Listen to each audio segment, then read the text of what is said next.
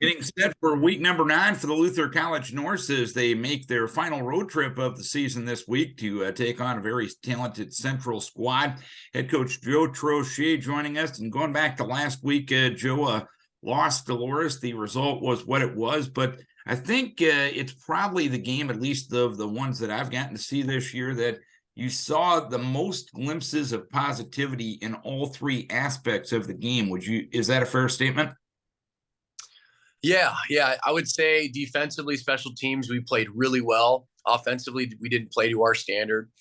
Uh, I think, we have to get over what people see as success for us, right? Hey, you scored 21 points or you had some success. Like, that's not our standard. We got 4 takeaways. We got 2 on punt. We got an onside kick. We got interception. Our standard is our standard. So when we got our interception, everyone's high-fiving our DB, and I went up to him and I said, why didn't you land on your feet and go score? Right? That's our standard. Stay on your feet. Don't be happy with just an interception. So we just got to continue to live our standard and not what other people have told us, saying, oh, hey, you won a game. Congratulations. Don't expect you to. We put the work in. We expect to win every game. We put the preparation in. We've done what we need to. We need to execute. And offensively, our guys know this, right? They took advantage of 2 turnovers, which was great. We've got to believe in ourselves and not wait for someone else to make the play and play within the scheme. Did you do enough, especially on the defensive and special teams side of things? You've touched on the believing in yourself end of things. Have you done enough defensively and special teams wise over the last few weeks that belief should be there in your mind? We're constantly working on it, right? We're constantly building trust with our players. I think the beauty of special teams is you can use offensive and defensive guys. And so, we can be selective of like, hey, who are our best players, but also who are the guys going to do what we ask them to? So you have a bigger pool to choose from. Defensively, we've kind of figured out how our guys learn best and what they do best. And we've been able to simplify it for them. And offensively, I think they figured that out. It's more of we got to continue to build trust so then our players can actually do it. And from a special teams perspective, if a guy that's maybe buried on the depth chart a little bit, how much of it is a selling point that if you're able to contribute on that end of things, it could build a bigger role within your football team? Yeah, I mean, if you look at the guys that are making the plays all year, Aiden Damiani's a freshman. He leads our team in recovered fumbles. And then another running back, who was our 3rd running back, who finds ways to get on the field and add value. He recovered one as well. So all the guys that are having really the big success are younger guys, and they're taking advantage of their opportunities. Right? We have Bo out there, our quarterback, and he gives us a different dimension, and he gets us out of trouble when we need it. And he did a really good job too managing the punt team.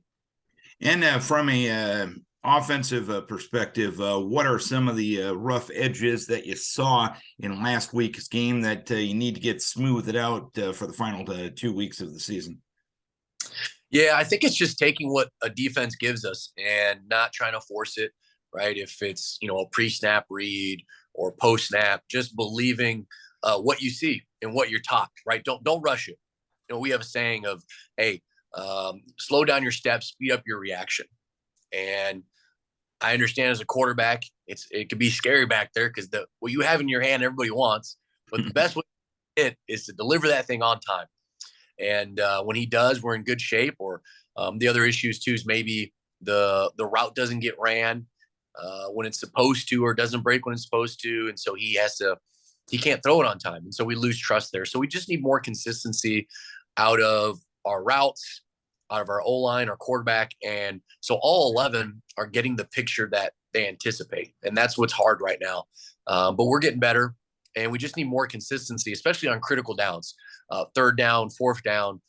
And we just got to keep plugging away. Is there also a little bit of an element of a desire to make the big play in maybe instead of the necessary play on offense?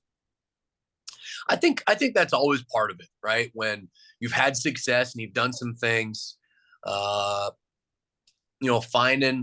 that comfort of knowing when to take your shot and when not to. And so we talk a lot with our quarterback and our other players Just simple things like, hey, don't reach out for a first down unless it's the final down, right? Or the last play of the half, and just understanding why.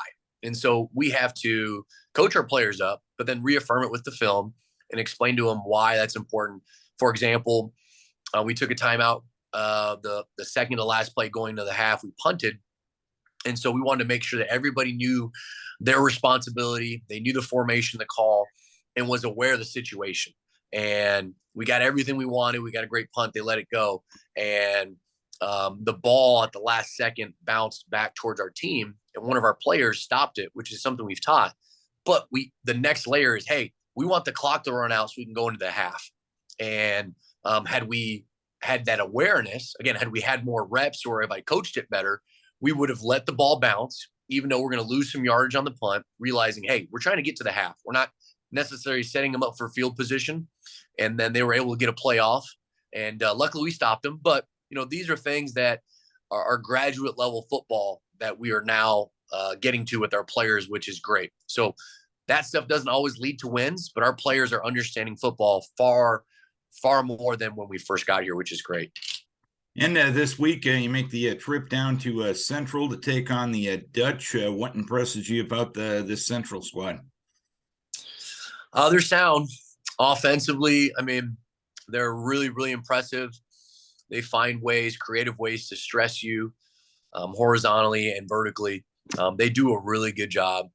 And they're just getting better each week because you don't just load up the next year after what they just had. And so they have great talent and they're still trying to find themselves. That's why they've struggled a little bit. But, man, when they're firing, they are as close as unstoppable as there is. Defensively, very violent. Just a really good team overall. And, they're going to be angry that they lost their last game. But that Wartburg game was incredible. I mean, they're the only team that's really pushed them to that level. So they're capable of winning this league, and we need to be prepared. We need to be sound. And what in the big picture, obviously you take the field to win. Everyone wants to win your last two ball games. What in the big picture you want to see out of the guys in these final two opportunities to play in front of people this season? I want our guys to enjoy their time together because, we have 2 weeks together.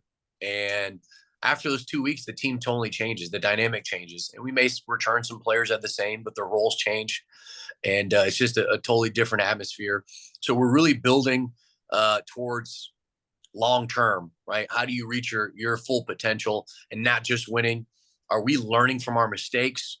Are we building good habits, right? When we do things correctly. So we're really just focused on, hey guys, every single play, let's go 11 for 11 and build off of that and good things will come. So those are more the things that we focus on versus, hey, we got to win this week or win next week, things like that. All right, Joe, hopefully things can keep moving in the positive direction this week. Keep you guys healthy. Wish you best of luck down in Pella this weekend. Thanks, Darren. Appreciate you. And today's One Team Day. So we're reaching out to our alums in our community about donating. So if you know any Luther grads out there, tell them to donate today. And how do folks do that? Sorry to catch you in mid-sip. Take two. Yeah. How do folks do that? I have links on my Twitter, Coach Troche 56, but essentially we'll take you to a website online where you can donate and you can do it all online electronically. If that doesn't work, you can mail it in. There's some other different ways, all on the links on my site. All right, Coach Joe Troche as the Norse get ready for their final road trip of the season down to Central.